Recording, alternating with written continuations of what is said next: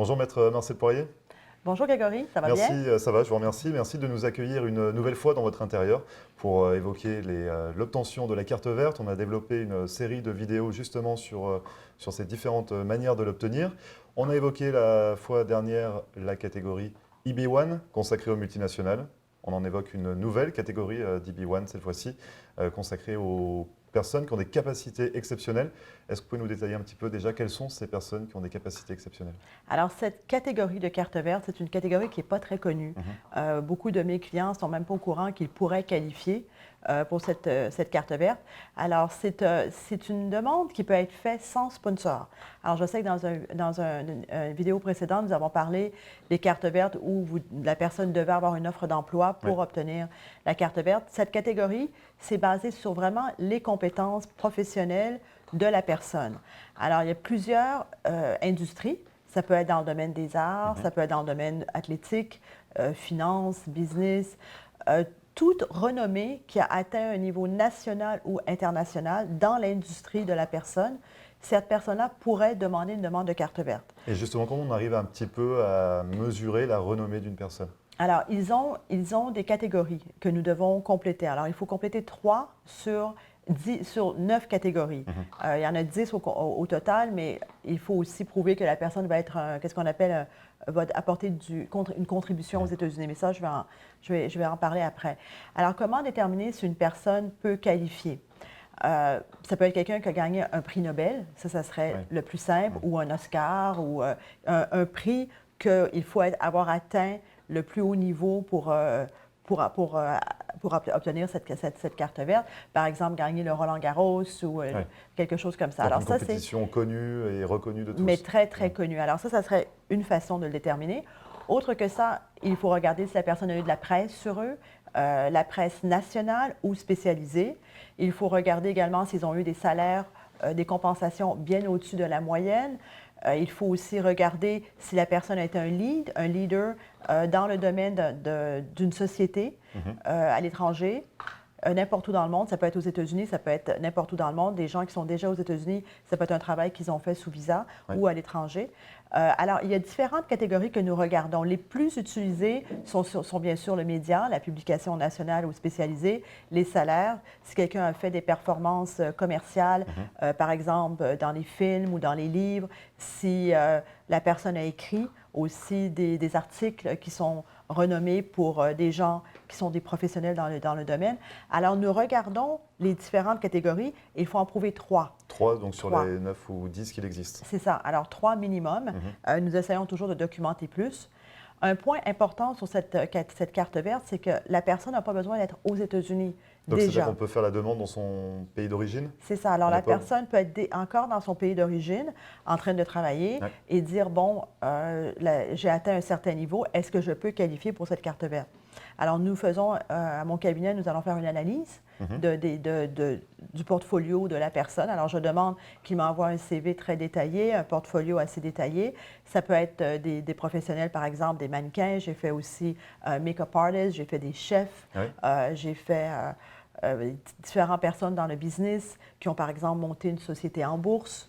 Ils ont eu des cartes vertes basées sur ce type d'événements dans leur carrière. Et justement, la procédure après, elle se passe comment?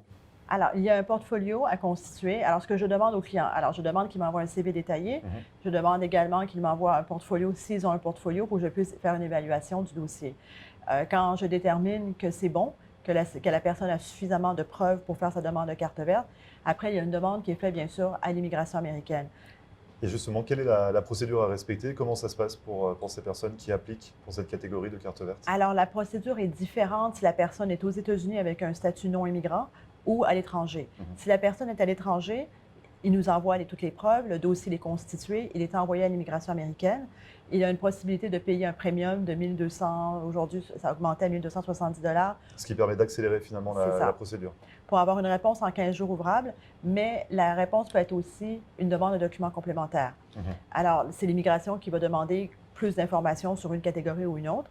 Alors après, nous devons répondre à cette demande de documents complémentaires. Quand c'est approuvé par l'immigration, après, le dossier va aller à l'ambassade. Il va y avoir une interview dans le pays d'origine.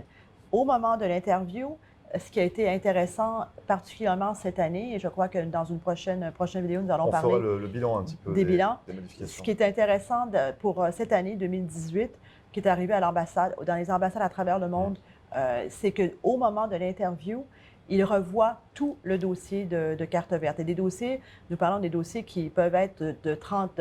j'ai Léa à mon bureau cette semaine, le dossier était 30 livres. Alors, Wow. ce sont des dossiers importants. Et les officiers ont revu tout le dossier pour s'assurer qu'il n'y a pas d'éléments de fraude. Alors, un des problèmes de cette catégorie de carte verte, c'est que des fois, les gens essaient de faire du Photoshop ou donner des faux éléments. Alors ça, c'est revu avec beaucoup de détails parce qu'ils ne veulent absolument aucune fraude dans ce type de dossier. Et ça, c'est évalué. Alors, l'ambassade s'assure que tout est bon, qu'il n'y a pas de problème criminel ou de violation d'immigration. Et il y a une interview. Quand tout ça, ça a été évalué avec un OK de la part de l'ambassade, c'est là que le visa immigrant est laminé dans le passeport et après la personne peut rentrer aux Venir sur le États-Unis territoire américain et et travailler. enclencher la demande de carte verte. C'est ça. Ce qui est important, c'est qu'il faut que la personne ait l'intention de continuer. Alors, un des éléments que je crois qu'il faut qu'on mentionne, je vais prendre un exemple, un football, quelqu'un qui joue au football professionnel, atteint le plus haut niveau dans sa carrière, a gagné les prix et tout ça, mais aujourd'hui, il ne joue plus au football.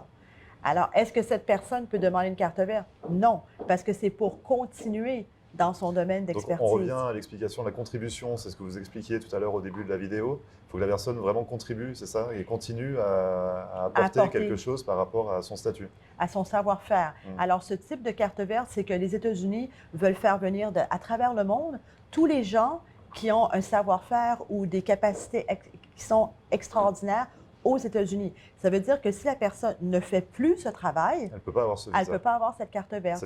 Il faut que la personne ait l'intention, et ça, il demande de le documenter, l'intention de continuer. Alors, ce n'est pas comme il ne peut pas arriver avec la carte verte et dire, maintenant, je prends ma retraite. Non, c'est pas bon. Ou quelqu'un qui est à la retraite, mais qui a déjà atteint, ça nous arrive souvent, surtout dans le domaine du sport, qui a atteint des très hauts niveaux, mais que c'est terminé. Ils sont à la retraite. Alors ça, c'est un problème. Alors peut-être après, ils deviennent des coachs, mais les coachs, ils n'ont pas atteint le même niveau en tant que coach qu'en tant que joueur. Alors ça, c'est des évaluations qui sont faites. J'en parle parce que ça arrive assez souvent que nous avons ces questions. Et justement, est-ce que l'âge, c'est important, par exemple, pour un footballeur? Est-ce qu'il faut demander cette catégorie de carte verte le plus tôt possible? Parce que comme il faut les le footballeurs, demander quand ils sont à encore partir à la retraite assez jeunes. Oui. Est-ce que l'âge est important également dans cette demande? C'est pas l'âge, mais qui sont toujours actifs, qui sont toujours en train de jouer. Alors ça, c'est des fois, durant les consultations, les joueurs vont nous dire « Oui, mais j'ai pas le temps parce que je voyage à travers le monde. Par exemple, des joueurs de tennis, ils n'arrêtent pas de jouer. J'ai pas le temps de faire cette demande. » Mais quand ils arrêtent, il est trop tard. Alors, c'est ça la ligne qu'il faut regarder dans le domaine de l'athlétisme, même dans tous les domaines. Si la personne a atteint un haut niveau dans la mode, en tant que designer et qu'elle est plus designer, mais il est trop tard. Il est trop tard. Alors, de l'intérieur des États-Unis, le dossier est envoyé par la poste. La procédure est différente. Tout est envoyé par la poste avec la demande de premium qui est possible. Et il y a également une interview, mais à l'intérieur des États-Unis. Et là, ils vont vérifier encore une fois que tous les documents sont vrais, c'est qu'il n'y a aucune fraude. J'ai eu une cliente qui a passé à travers l'interview qui a duré plusieurs heures parce qu'il voulait vraiment s'assurer que c'était elle, la personne qui avait fait toutes ces choses dans son dossier. Et il pose toutes les questions de sécurité avant de dire la carte verte est approuvée et elle vous sera envoyée par la poste. Et important, c'est que cette carte verte, elle est non conditionnelle. Donc on l'a pour 10 ans directement. C'est ça, elle est non conditionnelle. Les dépendants, époux, épouses et les enfants de moins de 21 ans, c'est ça. Alors, ça, c'est le côté positif.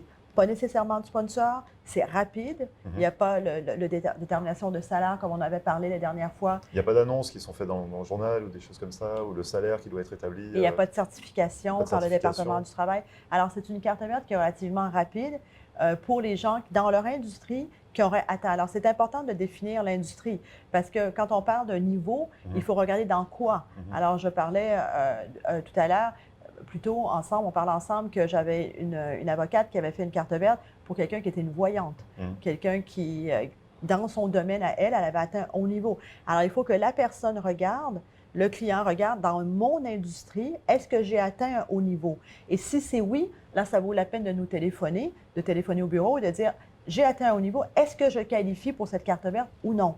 et c'est nous qui nous allons faire l'évaluation. Et est-ce que les témoignages, par exemple, de personnes semblables, très importantes, par exemple des chefs étoilés, est-ce qu'un témoignage de Bien chef sûr. étoilé envers un jeune chef, ça peut apporter dans le dossier? Oui, Est-ce que ça, alors, ce sont ce sont des courriers que les chefs vont attester de la contribution dans l'industrie. Par exemple, un autre chef étoilé va dire, cette personne-là a fait des menus, des recettes qui ont été refaits par Mhm. d'autres chefs. Alors, de ce côté-là, ils peuvent parler de la contribution dans l'industrie. Alors oui, c'est souvent utilisé des témoignages de d'autres personnes qui ont atteint un haut niveau également.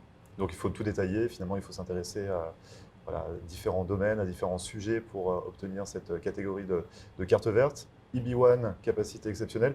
Et justement, si on a des questions à vous poser, Maître Marcel Poirier, si on a des doutes, si on veut savoir si on rentre dans cette catégorie, comment on peut vous contacter? Alors, le plus simple, c'est de nous contacter au bureau au 305-854-4445 ou par email à marcelpoirier@marcelpoirier.com. Merci beaucoup, Maître, pour toutes ces explications sur la catégorie EB1, catégorie exceptionnelle, personne aux capacités exceptionnelles. On se retrouvera très bientôt pour une nouvelle vidéo. On fera notamment le bilan peut-être de cette année 2018. 2018 par Oui. rapport aux changements effectués avec l'arrivée de l'administration Trump. Merci beaucoup, Maître. Merci, À très Grégory. C'est un bientôt. plaisir.